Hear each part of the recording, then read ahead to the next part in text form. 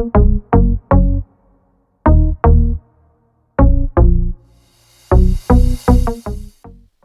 everyone, it's Kerry back with you today. So I recently shared this journal that I had created, and I thought I would come back on and show you how I've created some of these sort of journal cards on the front, or like this one on the front here. And I have created a huge batch of dyed cards. Some of them are just sort of more plain tea-dyed kind of colours, and then some of them have a bit more colour involved. There's some that's just got black splashes, and then some like this where they have a bit of the blue grey sort of colours. So I thought I might select one of those. Let's have a look. I think we'll just grab that one, and we will create a journal card today. Okay, so I have used some tea dye, food colouring, and I think some watered down ink from my printer, and I've basically just thrown it all on this card and let it dry, and this is what I've been left with. And to begin with, I want to use a little bit of white gesso. So I'm just going to bring in my book here, and I'm just going to add a little bit of gesso and grab a small brayer.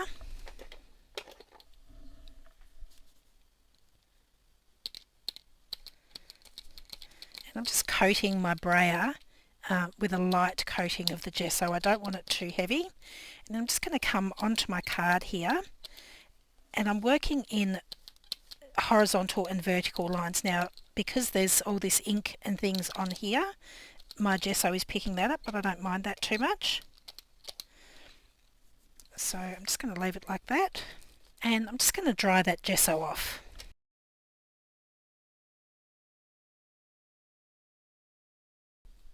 Okay, so that's pretty dry there now, and I want to come in with some stamping in the background. So I've got a few different inks here. I've got some distress ink and oxide ink here. Now these will all react with any wet medium, and then I've got some archival ink here, and this will not react with the wet medium once it's dry. So I'm going to stamp first in some of these oxides and distress inks. I've just got this little wooden block mounted stamp here. I've had it for 100,000 years. I don't even know where it came from. And I'm just going to add some random stamping. Just going to get a spare piece of paper to stamp off with, because I don't want my impressions to be perfect. So I'm just going to ink up my stamp first and then stamp it off, and then I'm just going to stamp vertically and horizontally on my card in a few different places. So that'll do for that one.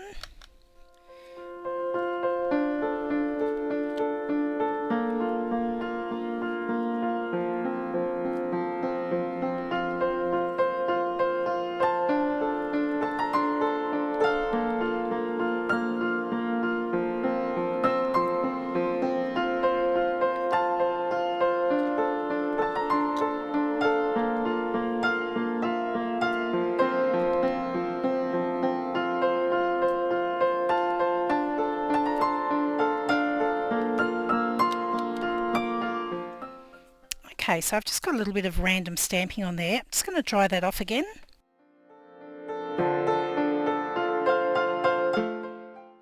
And then lastly, I want to come in with my archival ink. And I've just got a text stamp here. And again, I'm going to stamp off first so I don't get like a super intense impression. And I'm just going to stamp randomly over the top. And the object is for all of this to sort of blend together. I don't want anything to stand out really any more than something else on the background, because it's just building the background at the moment. Okay, so pretty happy with that, and I'm just going to blast it with the heat gun one more time. Okay, so I've got this going on in my background. I'm now going to add a few splashes of water over the top. This will activate the water-based inks, so the distress ink and the oxide ink, and just give me a little bit more variation in the background.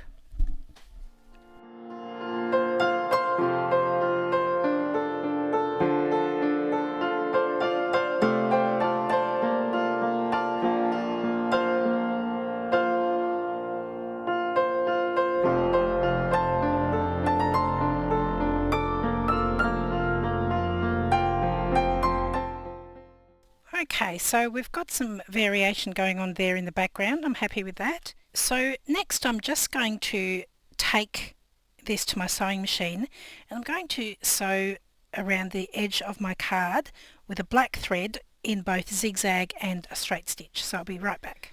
Okay, so I've stitched all the way around my card, somewhat dodgily, but it's there nonetheless. Now if you don't want to stitch, you could use a stamp, or you could even just use a black pen and scribble around the edges if you wanted to have a border. Now I think I want to use this lady here, so I'm just going to cut her out. So I've just roughly cut her out from the background, and I want to pop some film strip or something like that behind her, and I've got these film strips. They are from 49 and Market, and I've got a couple of different colours. I think I like this eucalyptus one. It's kind of a greeny grey, so I might use something from here.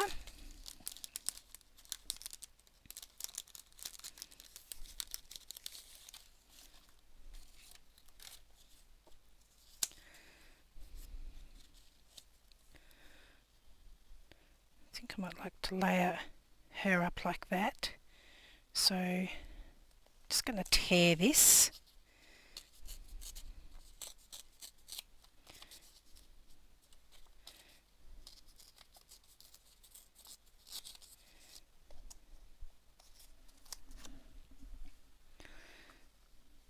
So I've got that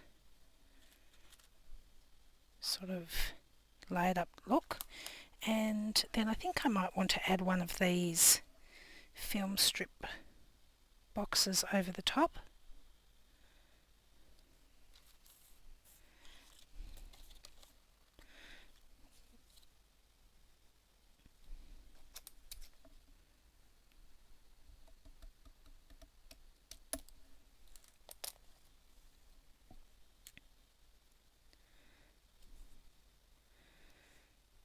So that sort of frames her face, but I'm just going to ink around the edges of this piece first. Now I don't want to use glue to attach this because I don't want it to seep out or be visible under the acetate, so I'm just going to attach this with my tiny attacher.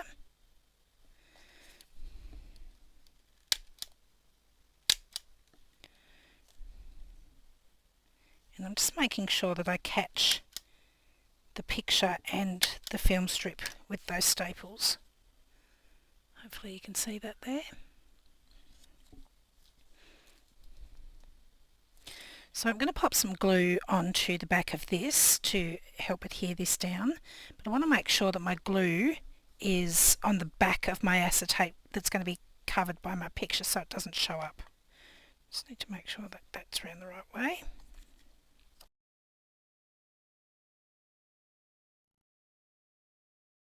Now I'm going to use a little bit of double-sided tape on the back of my image here because I don't want the glue to seep through to the front of my image at all.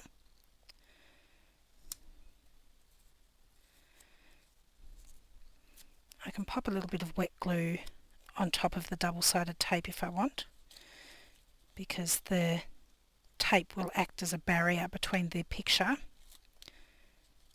and the glue.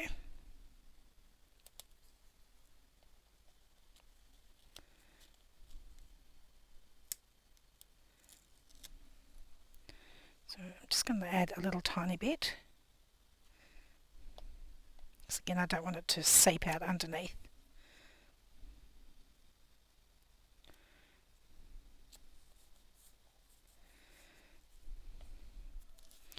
Now I've also got some 49 and Market rub-ons here, so I just want to see if I want to add some of these in the background, although my background is already pretty busy.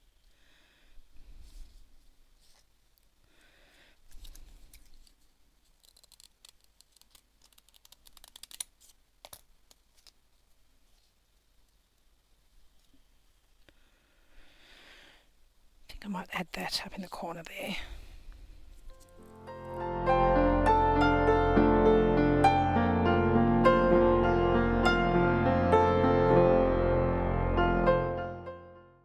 Now I've got here some leftovers from I made like a long snippet roll of these laces and cheesecloth for the journal, and I've got some leftover bits, so I'm just looking to see if I want to add one on here.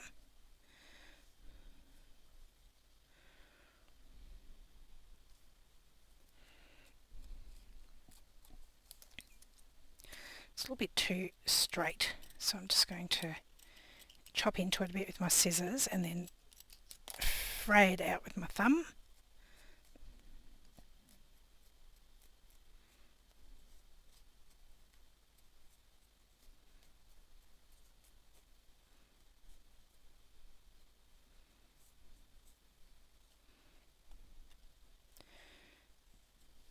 So I could add it like that. I'm not even sure if I want to add that one.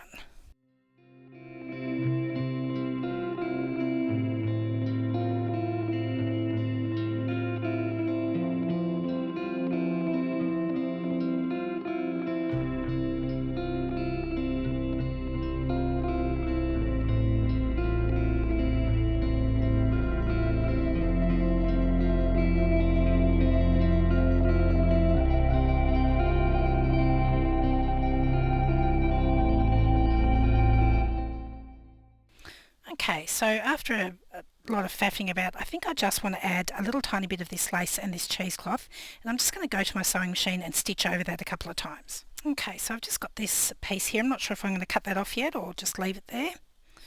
So I want to pop a little number on here. I've got some of these from Reenie's, I think it's Grungy Vintage Elements kit or something like that. I'll leave a link in the description box below.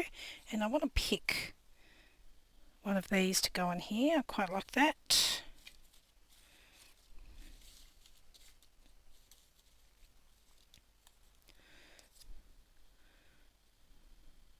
I think that's a bit too green. Quite like that one as well.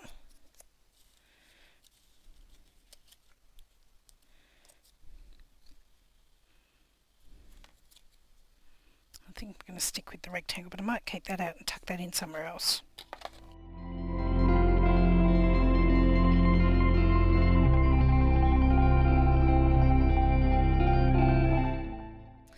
And then I've got these labels and little bits from Reenie's Little Bits kits, and I want to find some bits and pieces that I can use to embellish.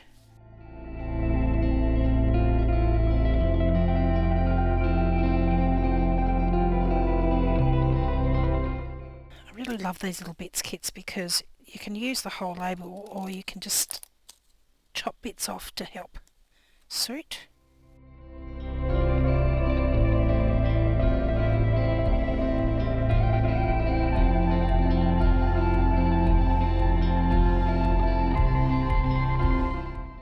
Alright, now just to layer them up and see how I like them.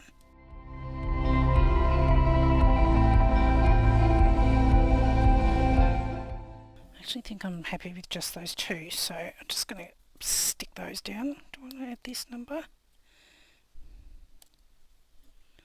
Nope, I just want these two. Sometimes less is more.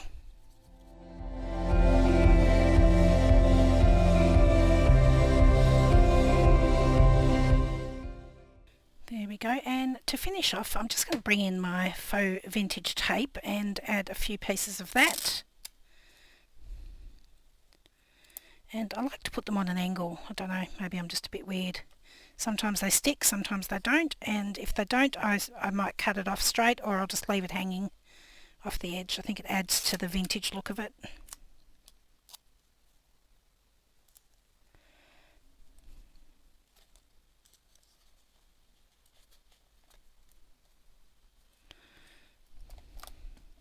So I think just as a final touch, I'm going to come in with a couple of stamps.